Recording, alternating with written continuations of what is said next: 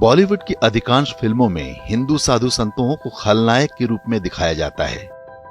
ये कोई नई बात नहीं है, हम इसके अभ्यस्त भी हो चुके हैं। कई लोग तो मान भी चुके हैं कि हमारे साधु संत भ्रष्ट, लालची और दुराचारी होते हैं। लेकिन क्या यही सत्य है? हिंदी सिनेमा और मीडिया के हिंदू विरोधी छद्म को तोड़ने के लिए एक फिल्म आ रही है जिसका नाम है 1770। यह फिल्म 18वीं शताब्दी में हुए सन्यासी विद्रोह के बारे में है।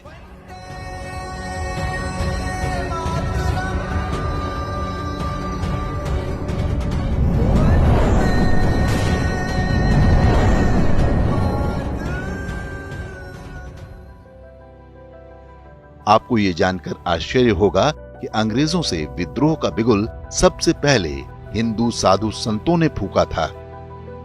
ये वो समय था जब मुगल आक्रमणकारियों का शासन अंतिम सांसें ले रहा था। देश के कई क्षेत्रों में ईस्ट इंडिया कंपनी आधिपत्य जमा चुकी थी। सन्यासी विद्रोह का केंद्र बंगाल और बिहार के क्षेत्रों में था। साधु संत अपने गांव अथवा शहर से तीर्थ स्थानों तक आते जाते रहते थे। वे रास्ते में पड़ने वाले गांवों में विश्राम करते और वहां रहने वाले कृषकों और शिल्पकारों को देश की परिस्थितियों के बारे में बताते। इससे लोगों में परतंत्रता के विरुद्ध एक जागृति पैदा हो रही थी। 18वीं शताब्दी के उत्तरार्ध का ये वही समय था जब अंग्रेजों की नीतियों के कारण बंगाल में भीषण अकाल पड़ा था। अंग्रेज समझ गए कि सन्यासियों का ये जन जागरण उनके लिए समस्या बन सकता है।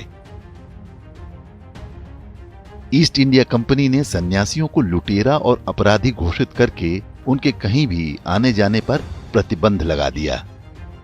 इससे साधु संतों में भारी आक्रोश पैदा हो गया। पूजा पाठ और भजन कीर्तन तक सीमित रहने वाले साधुओं ने धर्म स्थापना के लिए शस्त्र उठा लिए। लाखों करोड़ों लोग अकाल में भूखों मर रहे थे। दूसरी ओर अंग्रेजों के भंडार अन्न से भरे हुए थे। साधु सन्यासी अंग्रेजों के अन्न भंडारों पर हमला करके उन्हें लूट लेते थे। लूट में मिला सारा अन्न और धन निर्धन परिवारों में वितरित कर दिया जाता था।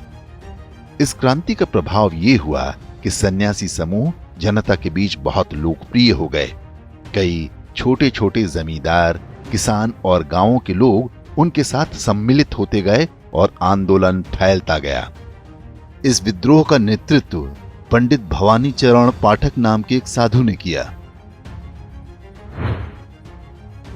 अंग्रेजों ने इस विद्रोह को एक आपराधिक घटना के रूप में दिखाने का प्रयत्न किया है। उनके अभिलेखों के अनुसार सन्यासी के नाम से डकैतों के दल अव्यवस्था फैला रहे हैं। ये तीर्थयात्रियों के रूप में बंगाल के कुछ क्षेत्रों में भिक्षाटन और लूटमार करते हैं। बंगाल में अकाल के कारण इनकी संख्या में वृद्धि हुई है। भुखमरी के कारण कई किसान भी इनके साथ हो गए हैं। 50 से 1000 तक के समूह में ये लूटमार और अग्निकांड जैसे अपराध करते हैं।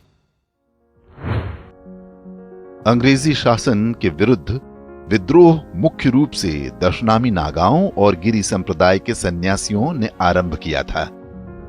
ये वर्ष 1770 से 1777 अर्थात 7 वर्ष तक सबसे उग्र रूप में था। अंग्रेजी ठिकानों पर सन्यासियों के छापामार हमले वर्ष 1800 तक जारी रहे। कई स्थानों पर उन्होंने अपना स्वतंत्र शासन भी स्थापित कर लिया था। इस विद्रोह में सहस्त्रों साधु संतों ने अपने प्राणों की आहुति दी। बंगाली उपन्यासकार बंकिम चंद्र चटर्जी ने सन्यासी विद्रोह पर ही आनंद मठ और देवी चौधरानी नाम से 2 पुस्तकें लिखी हैं। वर्ष 1882 में लिखी आनंद मठ में वंदे मातरम गीत भी है, जो आगे चलकर भारत का राष्ट्रगीत बना। अब पूरे 70 वर्ष बाद इस फिल्म से लोगों की ढेरों आशाएं जुड़ी हुई हैं। हिंदू साधु संतों के प्रति घृणा की जो नीति अंग्रेजों के समय ही आरंभ हुई थी, स्वतंत्र भारत में कांग्रेस ने उसे जारी रखा। साधु संतों को हमेशा संदेह की दृष्टि से देखा जाता रहा। अंग्रेजों से लड़ाई में उनके योगदान और बलिदान को स्कूली इतिहास में नाम मात्र का ही स्थान दिया गया है। स्वतंत्रता के ठीक बाद जवाहरलाल नेहरू ने ईसाई मिशनरी बैरियर एल्विन के साथ एक समझौता किया था, जिसके अंतर्गत नागालैंड में साधु संतों के प्रवेश पर प्रतिबंध लगा दिया गया। साधु संत ईसाई मिशनरियों द्वारा यौन शोषण और धर्मांतरण में रुकावट बन रहे थे। वर्ष 1941 में नागालैंड में एक भी ईसाई नहीं था। आज 88% जनसंख्या ईसाई बन चुकी है।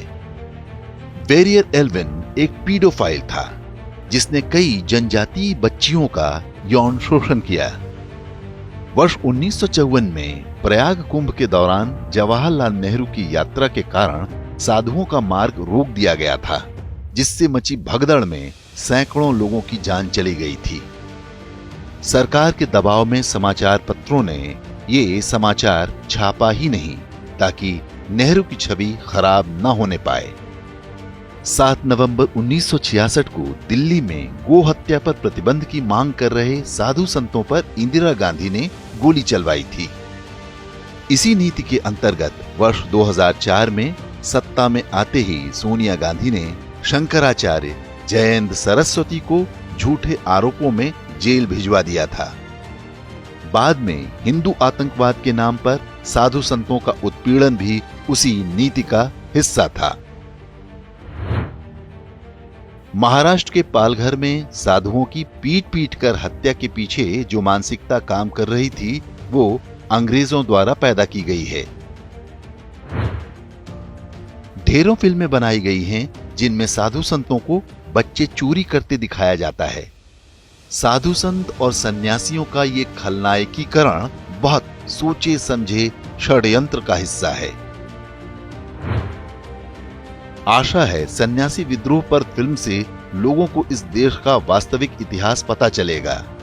नई पीढ़ी जानेगी कि मातृभूमि की स्वतंत्रता के लिए किसने अपना बलिदान दिया और किसने मलाई खाई। वे ये भी जान सकेंगे कि कैसे हिंदू सन्यासियों से अंग्रेजों की शत्रुता को कांग्रेस और उसका तंत्र आज भी निभा रहा है।